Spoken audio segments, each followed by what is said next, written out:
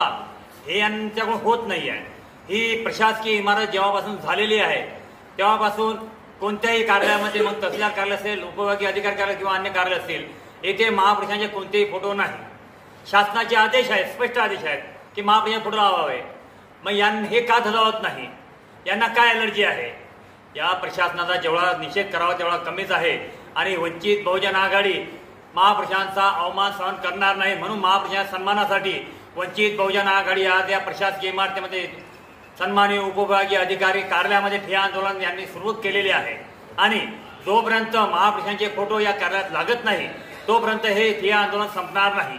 आणि लवकरात लवकर हे फोटो लावावे, अन्यथा हे आंदोलन तीव्र प्रकारचे होईल असा इशारा सुद्धा आम्ही आज इथे देतो। आणि वंचित बहुजन आघाडी बुलढाणा जिल्हा, मलकापूर तालुका, शहर पदाधिकारी, कार्यकर्ते आज हे सर्व उपस्थित आहेत आणि यांच्या माध्यमातून हे आंदोलन तीव्र स्वरूपात होईल असा जाहीर इशारा देतो।